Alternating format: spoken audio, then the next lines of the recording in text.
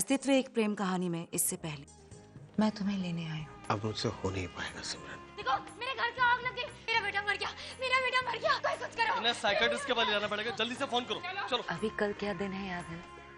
Anniversary है हमारी। घर चलो please. Simran please, I can't do it now.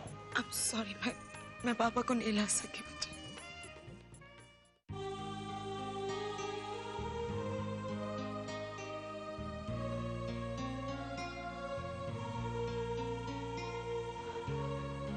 अभी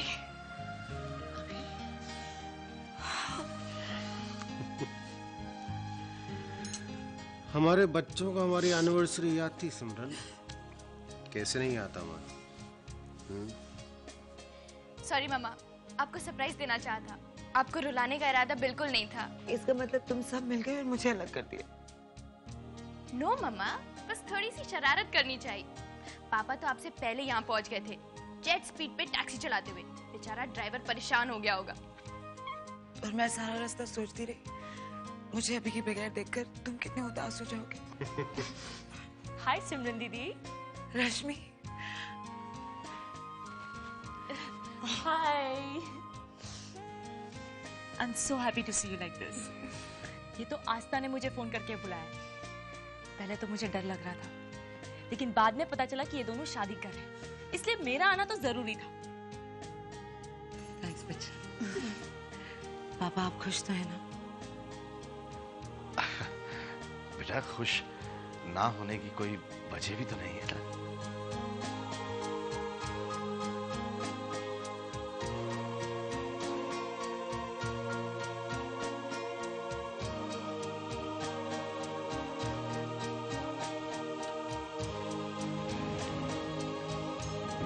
अभिमन्यु बेटा, अरे मुझे बुला लिया होता मैं आ जाता आपके लिए। आना तो मुझे ही था, और पहली बार नहीं है जो मैं आया हूं। एनीवे, मैं तुमसे माफी मांगता हूं बेटा। नहीं नहीं पापा, अरे आप नहीं बेटा, माफी तो मुझे मांगनी है, क्योंकि बहुत दिल दुखाया है मैंने तुम्हारा। हर बार तुम्हें ताने मारे। क्या है अभिमन्यु कि बेटा, अब जाकर मुझे ये रियलाइज हुआ है कि आदमी तुम अच्छे हो बेटा, और इसीलिए अपनी हार स्वीकार लेने में मुझे कतई शर्म नहीं है, बल्कि खुशी है। I am really proud of you बेटा, तुम बहुत अच्छे इंसान हो। बस इंसान बनने में ही वक्त थोड़ा ज्यादा लग गया मुझे। क्या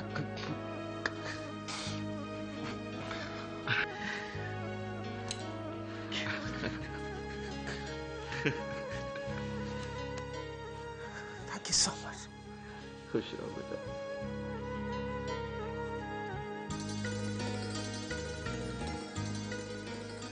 Now you're looking like my princess.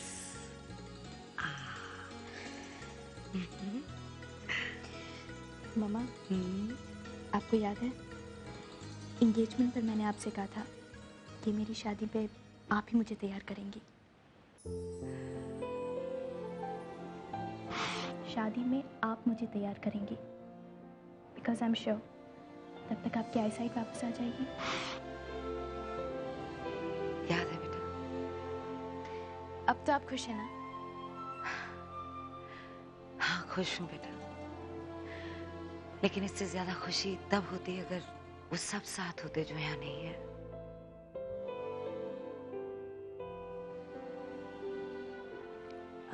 मामा, आप तैयार नहीं हुई? आई एम रेडी, बस इयररिंग्स पहननी है। नहीं मामा, ऐसे नहीं, आप ये पहनिए। I'm okay बच्चा। No mama, you are the bride's mother, you have to look good. ये पहनिए। बहुत ज्यादा हो जाएगा बेटा। नहीं, बिल्कुल ज्यादा नहीं होगा। अरे कमाल करते हो तुम लोग, अभी तक सजना सवरना चल रहा है तुम लोगों का।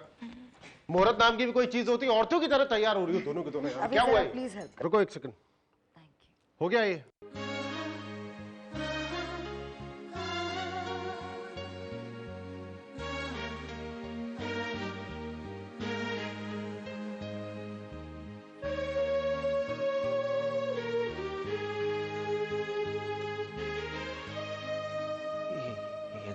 छोड़ो इसको,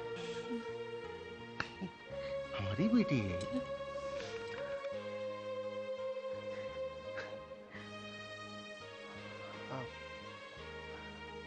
तुम जाओ, लेकर आओ इसको। हाय मेरा बच्चा।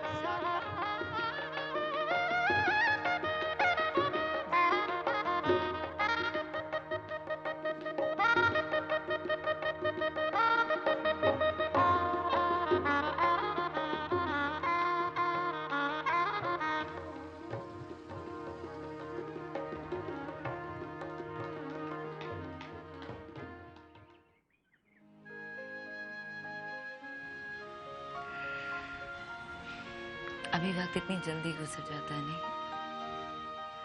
आज तो को देखो, ऐसे लगता है जैसे कल ही उसे उंगली पकड़कर चलना सिखाया, और आज शादी होगी मेरी बच्ची। उस बात को भी महीनों निकल चुके हैं। लेकिन एक भी ऐसा लम्हा नहीं है अभी जो मैंने उसके बारे में नहीं सोचा।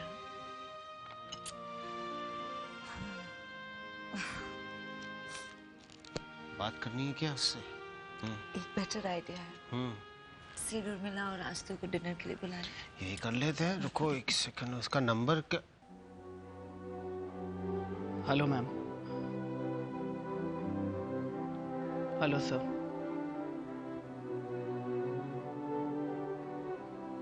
कोर्ट ने जो सजा दी थी मुझे, वो अब खत्म हो गई है। लेकिन आप लोगों से माफी मांगे बिना मेरी सजा खत्म नहीं हो सकती।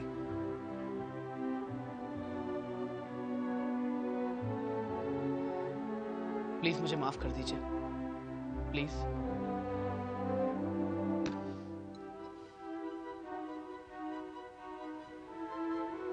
बेटा, we have already forgiven you. आओ अंदर आओ।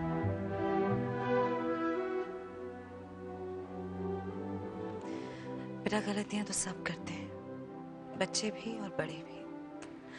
और अगर अपने बच्चों की गलतियों को माँ बाप ही माफ नहीं करेंगे तो कौन करेगा बेटा? अच्छा किया तुम खुद आ गए, वरना मैं तो इंतजार कर रही थी बेटा कि तुम रिहा होगे और मैं तुम्हें यहाँ ले आऊंगी ताकि तुम हमारे साथ आकर रह सको।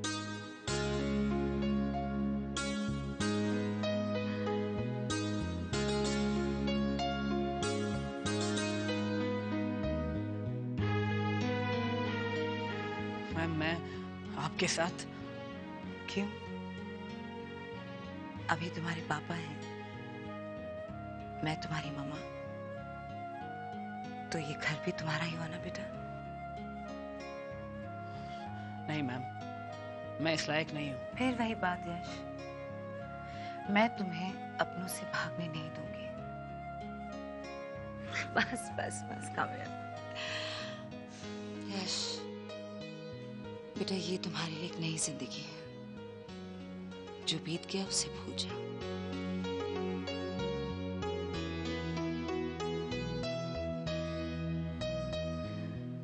जाओ पापा के पैर छूओ।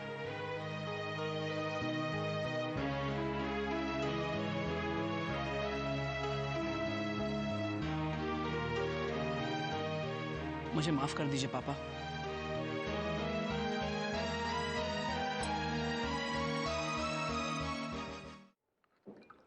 शगुना आई, आपको मालूम है मैंने आपका हाथ का बनाया हुआ खाना पहले भी खाया हुआ है। हाँ?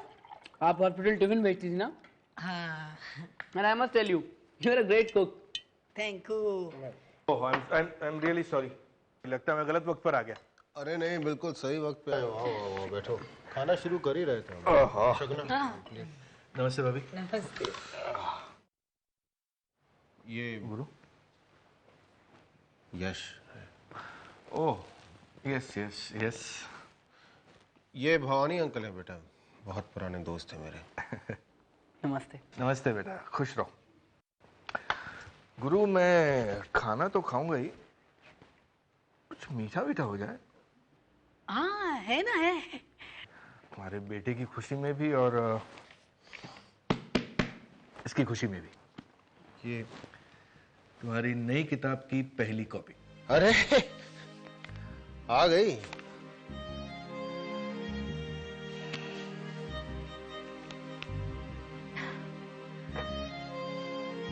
Thank you so much.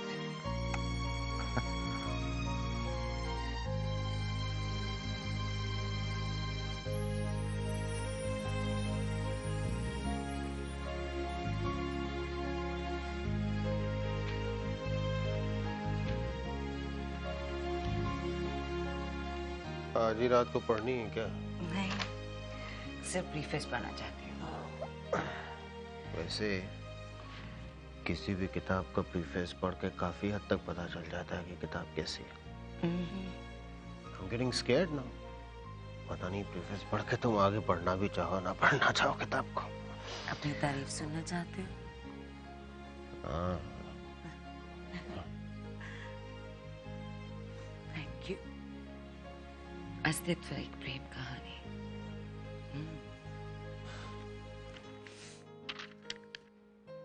फासला, जिस अफसाने की शुरुआत ही इस लफ्ज से हो, वो किस अंजाम तक पहुंचेगा भी या नहीं, कौन जानता था। उम्र का फासला जो तुम्हारे और मेरे दरमियान था। मैंने जिंदगी को एक नई नजर से देखना शुरू ही किया था कि तुम सामने आ गई। तुम जिसे देखते ही मैंने महसूस किया, यही वो चेहरा है जो अनजाने में कई बार मेरे ख्यालों में एक तस्वीर बनकर उभरता रहा। यही है वो आंखें जिनमें मेरे सपनों को जगह मिल सकती है। यही है वो बाहें जिन्हें थाम कर मैं सारे फासले तय कर सकता हूं। हाँ, वो तुम ही थी जो एक दिन अचानक यूं ही सामने आ गई, जैसे तपती दोपहर में घने बादलों का साया लिए एक भली सी सुबह। Hey! Do you love me?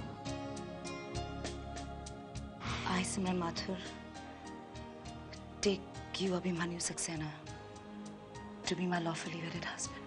Abhi, I'm pregnant. Simran, you please abort the child. जी सिर्फ तुम्हारी बाहों में है। Are you involved with Kiran? मेरी बेटी पर तुम्हारा कोई अधिकार नहीं है अभी। कैलेंडर से पन्नों को अलग करके बदलते मौसम को रोकना अगर बस में होता तो जिंदगी कितनी आसान होती। और शायद बेरंग भी। मौसम कोई भी हो, कैसा भी, बेमतलब नहीं होता। सावन के झूलों की उड़ान अगर आसमान में छिपे सपनों के पार ले जाती है तो पतझड़ में उड़ते सूखे पीले पत्तों की शक्ल लिए कुछ ऐसे रिश्ते दामन में आकर सिमट जाते हैं जिनकी गैर मौजूदगी जिंदगी को वक्त से पहले ही कहीं थमने पर मजबूर कर देती है शायद।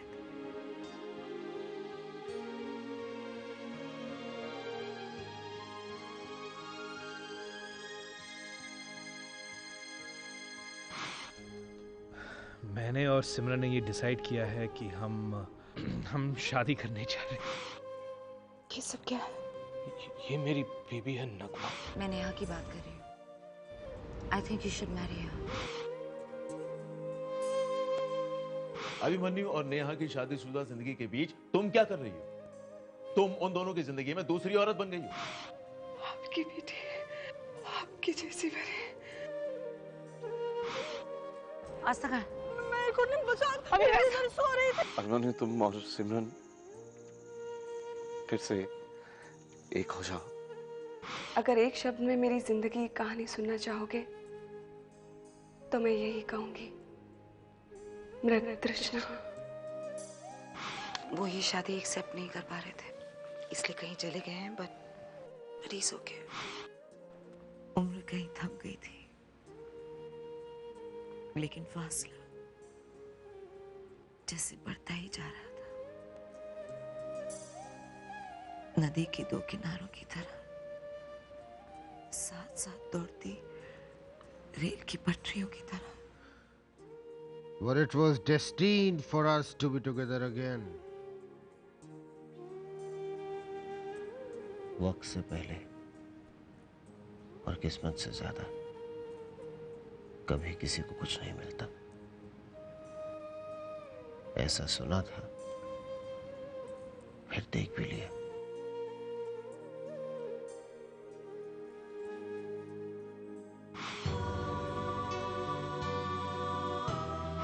सिया ही हम लोगों की आस्था है। कन्या के गले में जयमाला डाल दे। आस्था?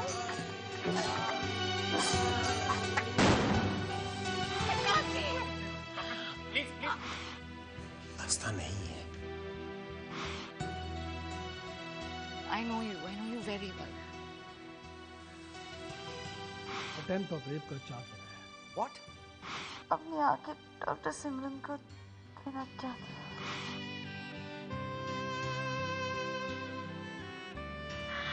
आस्था, तुमको दिखता है?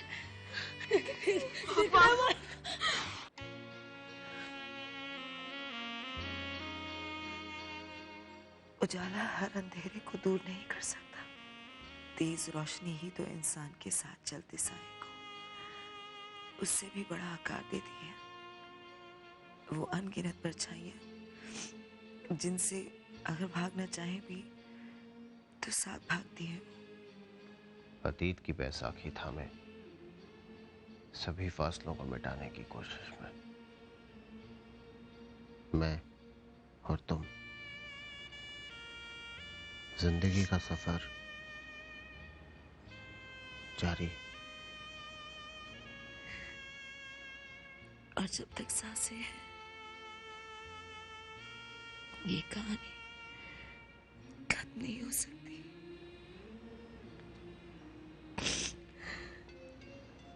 सिर्फ कहानी नहीं, अस्तित्व एक प्रेम कहानी।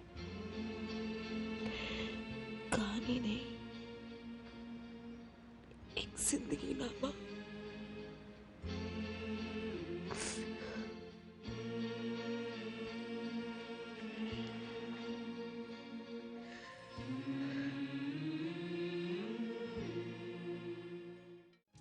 दोस्तों, हम सभी के पसंदीदा लेखक अभिमन्यु सक्सेना, जिन्हें आप आनंद के नाम से जानते हैं, आज अपनी नई रचना के साथ हमारे बीच उपस्थित हैं। और इनकी नई रचना का नाम है अस्तित्व एक प्रेम कहानी।